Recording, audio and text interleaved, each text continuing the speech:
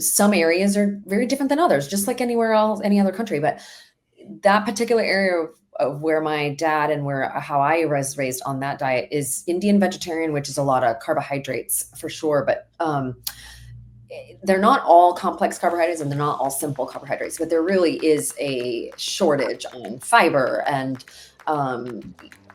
overall plant diversity, believe it or not.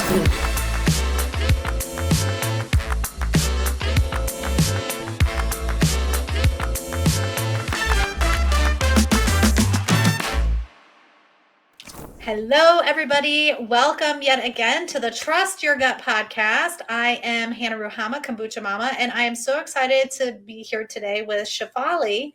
Hi. From Precision Gut Health, who's going to share with us her journey from the kitchen to functional nutrition to helping people with SIBO and all kinds of gut health issues in between. And one of my favorite topics that we're going to talk about today is, can we use food as medicine? Does that actually work? And if not, what else do we need to consider in order to get a complete picture of our microbiome and our health? So welcome. I'm so excited to have you here today. Thank you. You first let people know your journey. Yeah, for sure. So I love that you said that it started with the kitchen, but then there was some things before the kitchen that happened. I have this circuitous path to where I am now. So I'm Shefaly. Hi, everyone. Nice to be here. Thank you for having me. I'm a PA. I'm a board certified medical provider, prescriber, but that's where I started. I started straight out of college, went to grad school to be a PA and worked initially in acute care, hospital medicine, got a lot of great skills. But it was in the days of having a pager, not cell phones. And I got a page, and I tell this story because it's really like vivid and really set the path for where I am now. And it was about my dad. My mom was paging me. Actually, I think it was my husband paging me about my dad having been admitted to the hospital, and he was only 55 with a heart attack. And so, I'm rounding on patients and I'm getting a page about this. So I fly home kind of young. I was very young. I was 23 or 24 or something like that. So, and he was young. And so I just was like, wait, I don't understand. He's thin, he's vegetarian. Why is he having a heart attack? And like, none of it made sense. We weren't taught any of this in PA school, med school, et cetera. So, about nutrition, that is, and its impact on cardiometabolic health and everything else. And so fast forward many years, dad survived the heart attack. I learned a ton. I coming home from the hospital, I stopped at a bookstore to understand more and empower myself. And this is what people do, right? When people have a loved one that gets ill or they get ill themselves, they want to empower themselves with information, knowledge. So you go read about it. And at the time I was reading books, real books. I still do read real books. And it was Dr. Andrew Weil's book, his first book. He is now people know of him now a lot, but he didn't have a restaurant. He didn't have True Food Kitchen back then. He didn't have all the things that he had then. But I learned a lot about the impact of nutrition on health. And really, it was the forefront of integrative medicine, functional medicine, right? So fast forward many years, I really got interested and a little obsessed with nutrition, and then functional medicine. And then I was in conventional gastroenterology for a while, and then left conventional gastroenterology because it's hard to do that in a conventional setting as well as I wanted to. And so ultimately that led to opening Precision Gut Health. So we blend both that conventional approach of GI, but also that sort of integrative, full spectrum GI. Yeah, that's us.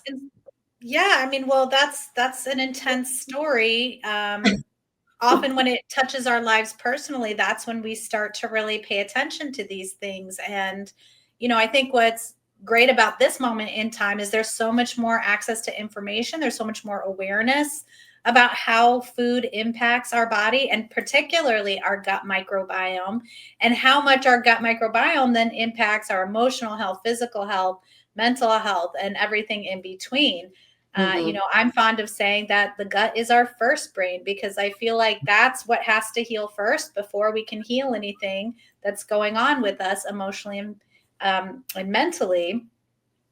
Yeah. So tell me a little bit about how, because you mentioned the kitchen, but we didn't quite get back to it.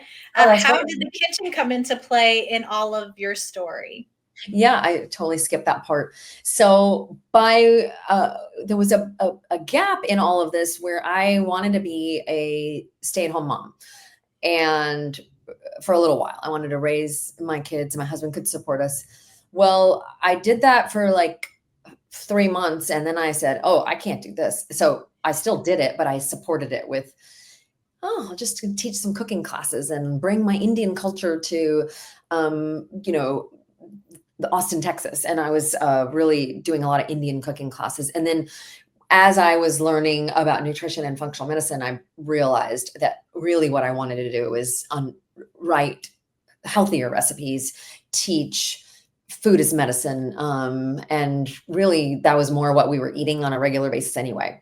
Not that Indian food isn't unhealthy, but every food in every region has its unhealthy, we all, it's a balance, right? So I just felt like I wanted to do that more. So yeah, I had a quite a long period of time where I was doing a lot of food writing and cooking classes, and created Chef's Kitchen, a business, a small, food blog and small cooking class business. And then I had decided that I wanted to bring it all together into and back into medicine, in 2017, I think. Yeah, 2015, something like that. Yeah. Great. So, I mean, obviously, you were interested in health. So, what did you find out about your dad's diet that you felt was maybe contributing to his ailments, considering your focus on food as well as having that more classical medical training? Great question. So I really was blaming it all on the food for a long time, um, because I didn't know what else to think about at the time. And so the Indian vegetarian diet in some regions of India, and this is also why I liked to explain regional Indian cooking in my classes. Some areas are very different than others, just like anywhere else, any other country. But that particular area of where my dad and where how I was raised on that diet is Indian vegetarian, which is a lot of carbohydrates for sure. But they're not all complex carbohydrates and they're not all simple carbohydrates, but there really is a shortage on fiber um, and overall plant diversity, believe it or not, being even though it's vegetarian. So it's just telling to people. I just think like you really don't know a diet until you really look at the diet, right? Like you got to look at, okay, so vegetarian means one thing, vegan means one thing, but I mean, you really have to pay attention to what this vegan is eating versus this vegan and what this vegetarian is eating versus this vegetarian. So, Well, there's plenty of junk food for either of those dietaries that's like, oh, well, there's no meat in it, but it yeah, doesn't necessarily mean that it's healthy for you. There's so many different ways you can choose. How are you going to get it from vegetables, from tubers, from, fried tofu or things like yeah. that? So, Yeah, exactly. And I think I really pride ourselves. We're a very diet agnostic practice. I mean, I don't have a philosophy that resides in one necessarily than the other, because people come to those particular diets for a reason. It like a carnivore diet works for the person that has active acute colitis and Crohn's, maybe. I'm not saying all of them. And then, I'm not going to say, oh, that's bad for you. Well, right now that's helping you feel better, but ultimately let's figure this out. Let's explore a little bit more and let's try to get you to where hopefully you're in a better place for your overall health, your big picture, not just your colitis. Anyway, I'm kind of going off topic, but I think, I think that it wasn't just the diet, because it really could be stress. It can be lifestyle. It was possibly sedentary. It was a lot of factors, but I think where I felt empowered was the food, because I had an interest in food, but I feel like that's where a lot of our patients, our people that we know, like, that if you have a family member or a loved one that gets diagnosed with cancer, what do you think? You think of a meal train. You think of, how can I help? Like, how can, we tend to think of that is how we feel empowered. So that's how I felt for a while. And it's not the only thing, right? So there's a lot of other factors that play into chronic complex illness. Well, absolutely. To your point, though, I think that we go to food because we think of it as comfort. We think of it as, well, this is where I'm going to get all my nutrients. And Yeah. just unfortunately, the farming practices that we've engaged in, we're not getting all of our nutrients, for a long time, because I was very interested in Weston A. Price and more of a traditional foods diet and things like that. I thought, well, I'm not going to need to supplement because I'm going to get everything from my diet, because now I'm choosing these nutrient dense foods, which of course I realize, hey, we live in a really toxic world, and it's very different from the world from the 30s where Weston Price was doing his research.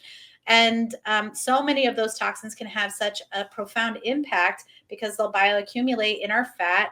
We don't even know they're there. And then over time, they're gradually getting worse and worse.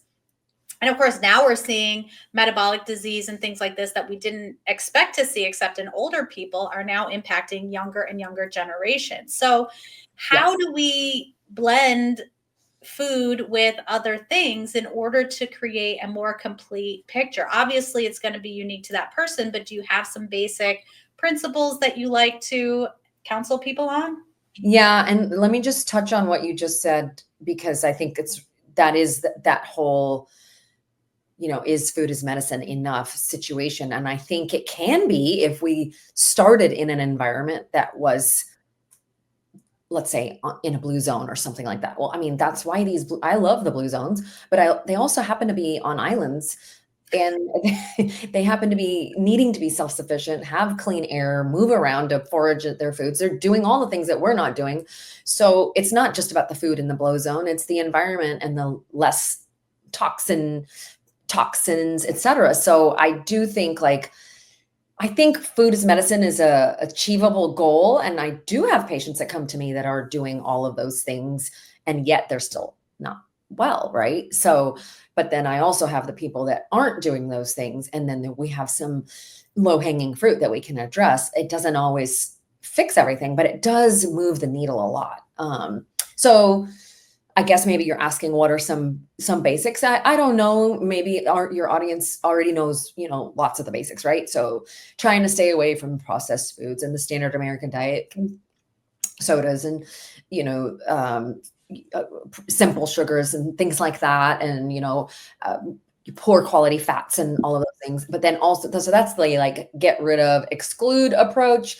And then I like to talk about the include approach, because sometimes the exclude approach is not doable for some people. Just, it's very hard. But so the include approach is displacing some of those needs by fiber and good quality protein and good quality fats and complex carbohydrates and fermented foods and all the things that really ultimately help your gut. So yeah, I know people may have questions, but I heard that, lectins are bad, or, I don't do well with this. Well, yeah, I have these food sensitivities. Well, and I can't eat all that something's going on. We got to address it. We have to find that root cause.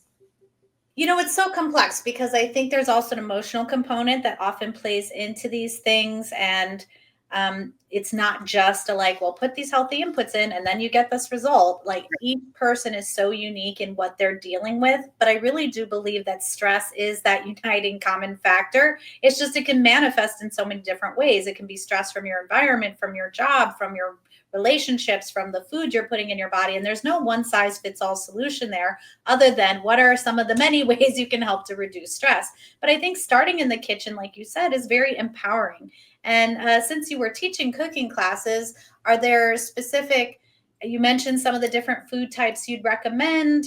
Do you have some recipe guides or books that people could still go and find some of this information and give it a try for themselves? Oh yeah, 100%. So you can always email us info@precisionguthealth.com for any, materials like that. We do have a cool Food is Medicine Academy. It is a culinary nutrition academy, really. So it walks you through these modules of health modules, if you will. So mitochondrial support, or blood sugar support, or a little mini fiber series. So it's broken up into modules, and the difference between this type of cooking class, if you will, versus others, is that it's teaching you the culinary application and the recipe, but at the same time, I'm talking about functional nutrition and functional medicine, and really honing in on the ingredients. And I give you a couple examples. Like